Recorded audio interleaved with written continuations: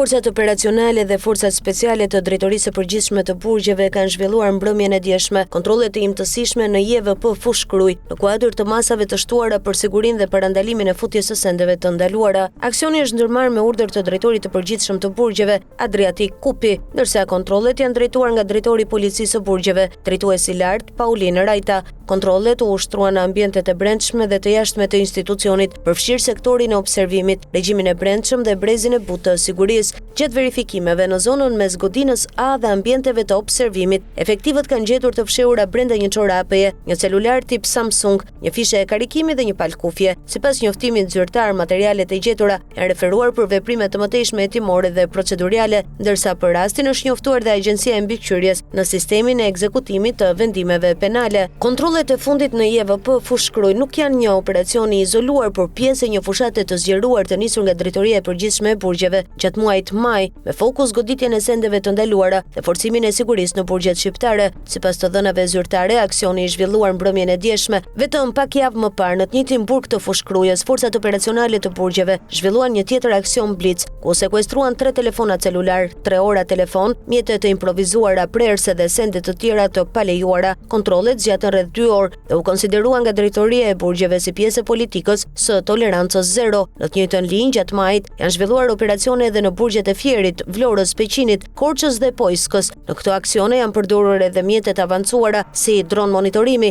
detektor special dhe qen antidrog. Autoritetet raportuan sekuestrim të aksesorëve të komunikimit, mjeteve prerëse të improvizuara dhe sendeve të tjera të ndaluara. JVP Fushkruj konsiderohet një institucion problematik për shkak të mbipopullimit dhe nivelit të lartë të sigurisë që kërkohet. Një raport inspektuesi avokatit të popullit evidentonte se institucioni kishte kapacitet për rreth 312 persona, ndërsa në momentin e inspektimit strehoheshin 397 të burgosur, pra 85 mbi kapacitetin fizik. Burime mediatike dhe raportet zyrtare tregojnë se futja e telefonave celular mbetet një nga sfidat kryesore të administratës penitenciare, pasi pajisjet përdoren shpesh nga të burgosurit për komunikime të jashtme, koordinim aktivitetesh kriminale apo intimidim. Për këtë arsye, kontrollet e befasishme janë intensifikuar në disa institucione njëherësh gjatë javëve të fundit.